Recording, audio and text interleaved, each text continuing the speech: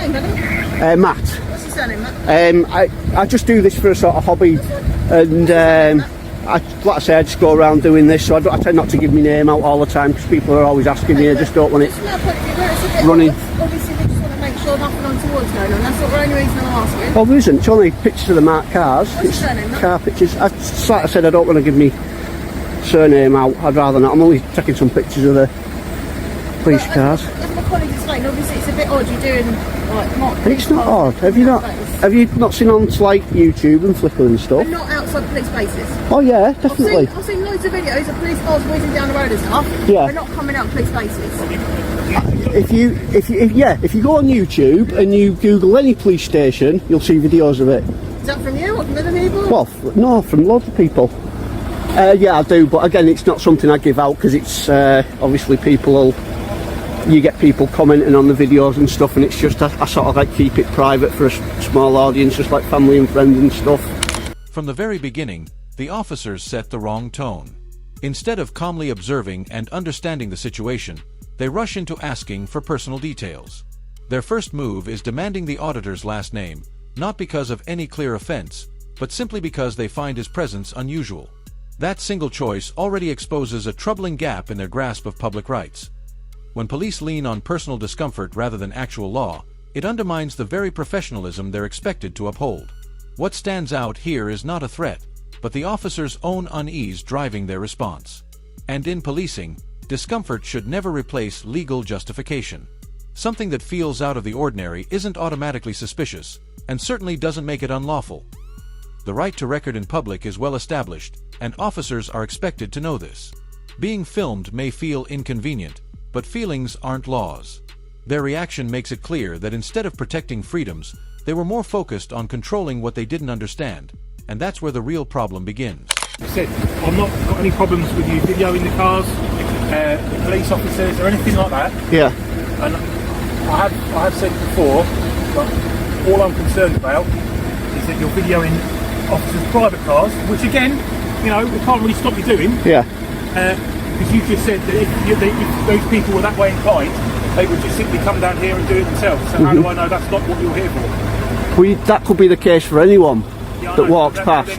I think I'm perfectly entitled to stop and ask you what you're doing and why you would do that. Yeah, I know, and you have done, and I've told you. This is what I'm saying. But we're trying to obviously make sure nothing untoward's happening. How? Giving it your surname. How can anything untoward happen? I mean, are you deliberately after confrontation with the police? Is that? If I was after confrontation with the police, I'd be giving you hell now. So no, obviously not. I've not said you're breaking any laws or anything like that. I've not asked you to stop. I've not tried to. No, that yeah. But if you say that I'm after confrontation, I'd admit. I'd flat say I wouldn't be being civil with you. I'd just tell you to bugger off, sort of thing. What the officer overlooks is the most telling detail of all. The auditor isn't hiding anything. He's calm, willing to explain his purpose, and engages in a respectful manner. That isn't the behavior of someone looking for a fight. In fact, it's the opposite. His openness shows the confidence of someone who understands his rights and chooses to exercise them without fear. The real issue lies in the officer's perspective. Instead of recognizing the auditor's civility, he interprets the act of filming as a threat. His first instinct is suspicion, fueled by the assumption that anyone recording police property must have a harmful agenda. But suspicion built on discomfort is not the same as evidence, and it certainly isn't a foundation for fair policing. This bias turns cooperation into conflict. Rather than acknowledging the auditor's transparency as a positive sign, the officer treats it as defiance. That mindset is both unprofessional and dangerous when it comes to public trust. Officers should be able to tell the difference between hostility and openness. Civility should be seen for what it is, proof that someone is acting lawfully and with confidence in their rights, not as an excuse to escalate the situation. All I'm saying is, from my point of view, I don't understand why you would want a video. I mean, the marked cars, like I said, is fine. Yeah. Just making sure you're not videoing private officers' cars. That's all. You can't make sure of that though, can you? Well, all right, I can't stop you doing it. No. Right, I've said I'm not going to. I've no reason to. But you won't show me that you've Well, not been... I'm recording at the moment. No, I can't stop my video. I give you my word. I will not get any. Even if they're really nice cars, I will not put them on. And if there is any by accident, I will blur the number plates out. I'll do this with other people if they say because a lot of them do have concerns about private cars and things, and I say, yeah, no problem, I can understand that, I can blur it out. People that would want to maybe cause us harm and stuff like that, and you know, it's just not. I get your concerns with it, yeah. But you've got my word, no private vehicles will go on the internet or anything like that, or not even on my own camera, regardless. It's just marked cars, that's all it is. Okay. Alright. You won't give us your I'd rather not. It's just, I don't want it sort of going about all the time, every time I come and do some like videos and photos and stuff. This exchange makes it crystal clear just how reasonable the auditor is.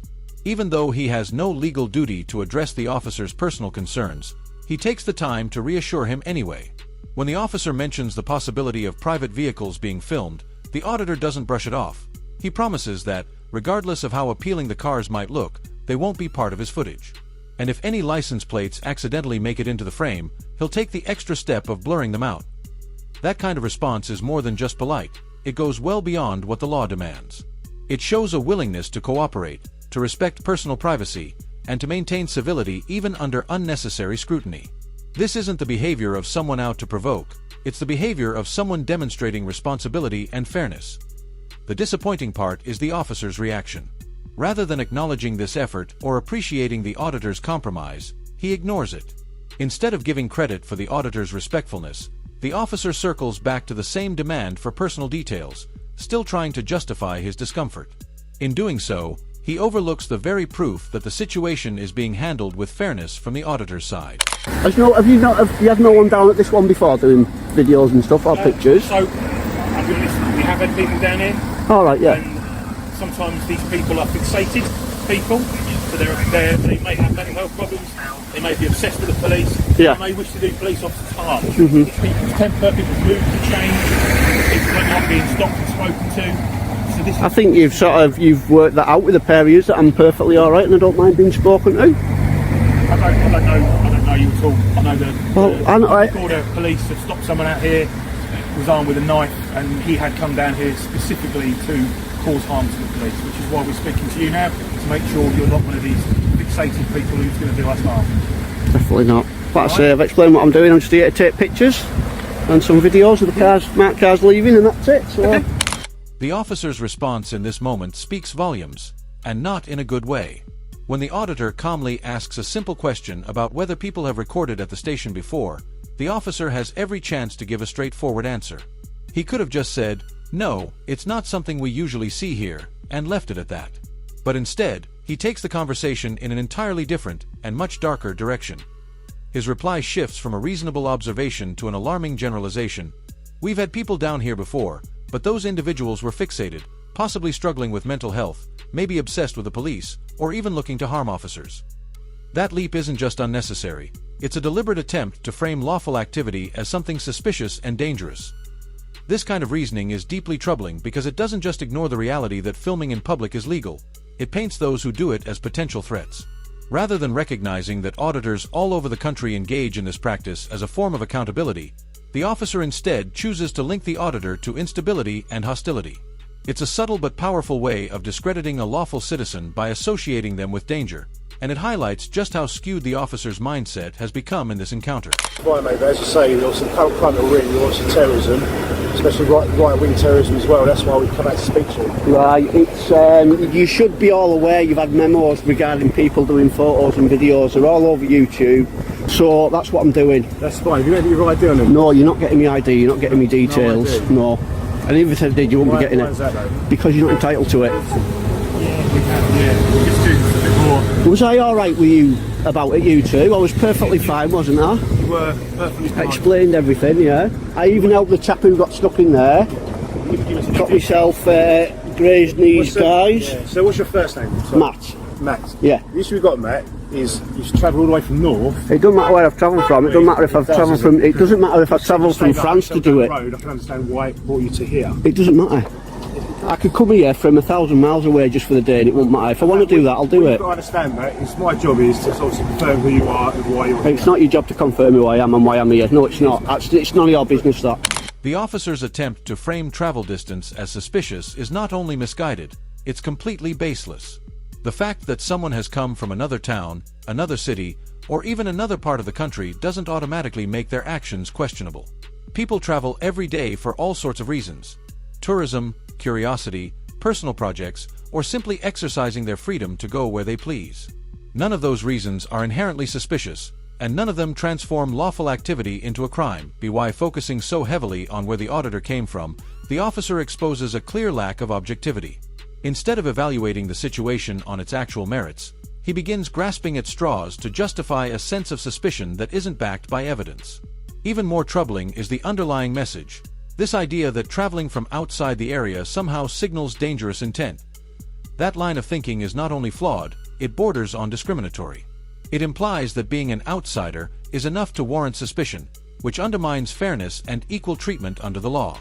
At its core, this approach isn't about safety. It's about escalating a situation that should have remained simple and routine. When distance traveled is used as a tool to cast doubt on lawful behavior, it stops being policing and starts being profiling.